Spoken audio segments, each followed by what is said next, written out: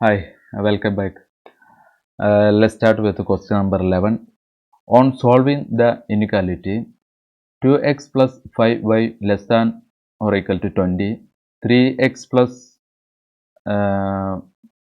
2y less than or equal to 12, x less than or equal to 0 അല്ല, x greater than or equal to 0 ആണ്. അതുപോലെ തന്നെ y greater than or equal to 0 ആണ്. അങ്ങനെയാണെങ്കിലും we get the following situation. ഏതാണ് ഏറ്റവും പ്രോപ്പറായിട്ടുള്ള situation എന്നാണ് ഈ ഒരു ഇന്നിക്വാലിറ്റി വെച്ചുകൊണ്ട് ഏതാണ് പ്രോപ്പറായിട്ടുള്ള സിറ്റുവേഷൻ എന്നുള്ളത്. അത് നമുക്ക് ചെയ്തു തുടങ്ങാം. ഉദാഹരണത്തിന് ഫസ്റ്റത്തെ ഈ ഇന്നിക്വാലിറ്റി എടുക്കുകയാണെങ്കിൽ 2x plus 5y equal to 20 എന്ന് എഴുതുമ്പോൾ എക്സിന് തൽക്കാലം 0 കൊടുക്കുകയാണെങ്കിൽ ഈ ഇക്വേഷൻസ് എന്തായി മാറും? 0 പ്ലസ് 5y ഈക്വൽ ടു 20 ആകുമ്പോൾ y എന്തായി മാറും? 4 ആയി മാറും. അപ്പോൾ നമുക്കിവിടെ എഴുതാൻ പറ്റും 0,4. ഇനി ഇതൊന്ന് കിട്ടി. y ഈക്വൽ ടു 0 കൊടുക്കുമ്പോൾ 2x പ്ലസ് 0 20ൽ എക്സിന് എത്ര കിട്ടും? x equal to 10. അപ്പോൾ നമുക്ക് എഴുതാൻ പറ്റും 10,0. സെയിം പ്രൊസീജിയറിൽ നമ്മൾ ഇതിനെ മാറ്റി എഴുതാം. അടുത്ത ഇനിക്വാലിറ്റിനെ എടുക്കാം. അത് ഏതാ? 3x 2y equal to 12. എക്സിന് 0 ഇട്ടുകൊടുത്താൽ 0 പ്ലസ് 2y ഈക്വൽ ടു 12ൽ വൈൻ്റെ വാല്യൂ കിട്ടും 6. സോ 0,6 എന്ന ഒന്ന് കിട്ടും. ഓക്കെ, നെക്സ്റ്റ് y0 അപ്ലൈ ചെയ്യുകയാണെങ്കിൽ 3x ഈക്വൽ ടു 12ൽ X value will come 4. So 4,0 എന്ന വാല്യൂ കിട്ടും. അപ്പോൾ 4 പോയിൻ്റ് നമുക്ക് കിട്ടിയിട്ടുണ്ട്. ഓക്കെ, നമുക്ക് ഗ്രാഫിക്കൽ റെപ്രസെൻറ്റേഷൻ നടത്തി നോക്കാം.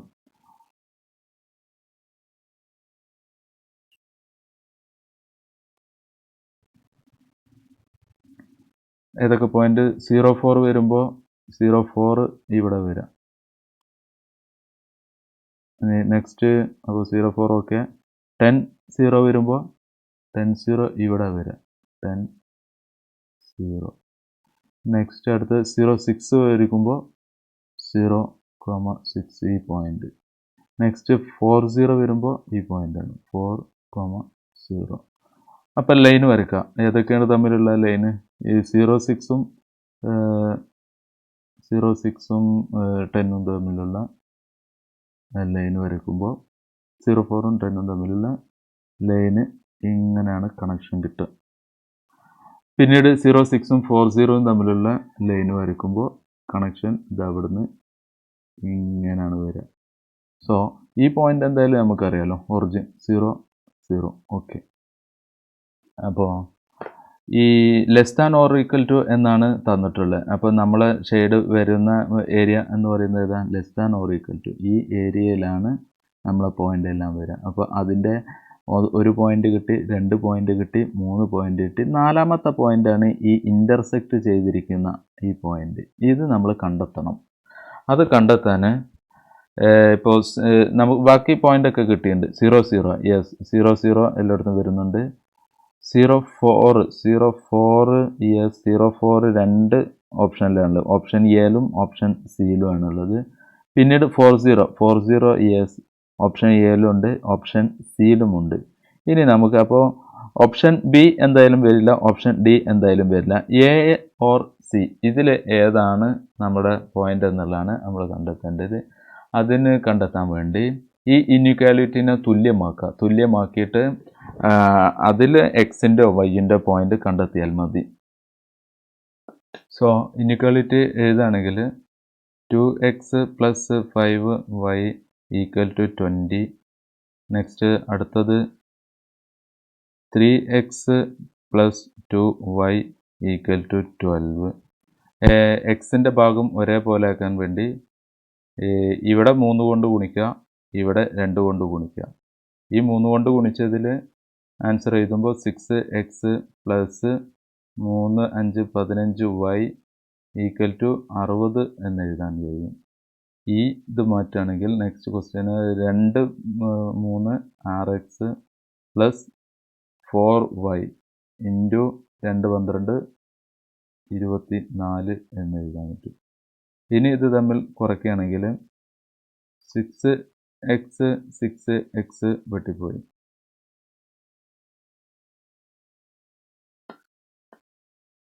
6x വെട്ടിപ്പോയി. 15-ന്ന് 4y പോയാൽ 11y കിട്ടും. 60 minus 24 that will come 36. So y എന്ന ആൻസർ നമുക്ക് കിട്ടുക 36 ഡിവൈഡ് ബൈ 11. സോ നമ്മളെ ക്വസ്റ്റ്യനിൽ എ അല്ലെങ്കിൽ സി ആണല്ലോ, അതിൽ എയിലാണ് വൈൻ്റെ പൊസിഷനിൽ 36/3 കാണുന്നത്. മറ്റേത് എത്രയാണ്? 3 ഉള്ളൂ. അപ്പോൾ നമുക്ക് final answer shall be consider A. Okay. Yes. Question number 12. Find the effective rate of interest on 10,000 which interest is payable half yearly. ശ്രദ്ധിക്കുക, ഹാഫ് ഇയർലി ആണ്. അറ്റ് 5% എന്നാണ് പറഞ്ഞത്. എന്ത് question? Effective interest rate. Effective interest റേറ്റിൻ്റെ equation effective interest 1 plus rate interest rate divide by half ഇയറിലാകുമ്പോൾ 200. ഒരു half ഇയറിൽ എത്ര സാധ്യത വരുന്നത്? 2 പ്രാവശ്യം. അപ്പോൾ 2 മൈനസ് 1. അങ്ങനെയാണെങ്കിൽ effective interest rate that will come 1 plus 5/200 all square minus 1. Simplify ചെയ്ത് വരുമ്പോൾ സോൾവ് ചെയ്ത് വരുമ്പോൾ ഈ പോയിന്റ് ടോട്ടൽ കിട്ടുക 1.0506 minus 1 that will come 0.0506. Percentage അടിസ്ഥാനത്തിലേക്ക് വരുമ്പോൾ 5.6. Answer will be option A. Question number 13 also same level തന്നെയാണ്. Find the effective rate of interest at 10% per annum. Interest is payable quarterly. ഇവിടെ എന്താണ് payable വരുന്നത്? ക്വാർട്ടർലിയാണ്. അപ്പോൾ effective interest റേറ്റിൻ്റെ equation എടുക്കുമ്പോൾ ശ്രദ്ധിക്കുക, effective interest rate 1 plus rate divide by 400 quarterly ആകുമ്പോൾ so 4 minus 1 that will come 1 plus 10/400 4 പ്രാവശ്യം minus ചെയ്ത് വരുമ്പോൾ effective interest rate will come 10.38%. Simple ആയിട്ടുള്ള effective. Answer will be A, option A. Next question. What will be the population after 3 years? After 3 years, when the present population is 1,25,000 and population increases at the rate of 3% എവിടെ? First ഇയറിൽ കേട്ടോ. at 4% in next second year and 5% in third year. അങ്ങനെയാണെങ്കിൽ 3 വർഷം കഴിഞ്ഞിട്ടുള്ള population ആണ് question ചെയ്യും. What will be the population after 3 years? Okay, let's find out. Yes, question നമ്മൾ workout ചെയ്യുമ്പോൾ പ്രസൻറ്റ് എത്ര വരുന്നത്? 1,25,000 ആണ് പ്രസൻറ്റ് പോപ്പുലേഷൻ. ആ ഇതിനോട് 3% ഇൻക്രിമെൻറ്റ് ഫസ്റ്റ് ഇയറിൽ ഉണ്ടാകും. ഈ ആൻസറിനോട് എന്ത് ചെയ്യാം? 4% സെക്കൻഡ് ഇയറിൽ. ഈ ആൻസറിനോട് 5% increment in third year, and the final answer, our calculation will come 5% and 1,40,595. എത്ര വരാം? ഓപ്ഷനിൽ നോക്കുമ്പോൾ 1,40,595. Answer will B 1,40,595. Okay, next question.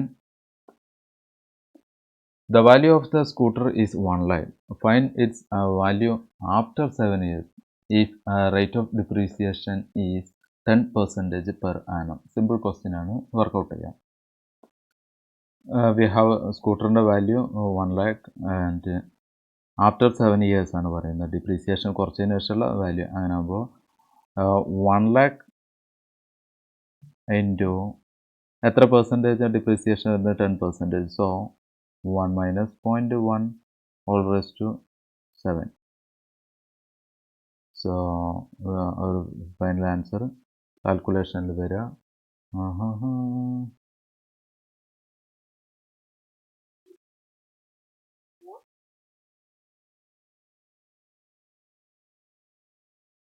47,829. So here almost close ആയിട്ടുള്ള 47,830. Question number 16 പറയുന്നത്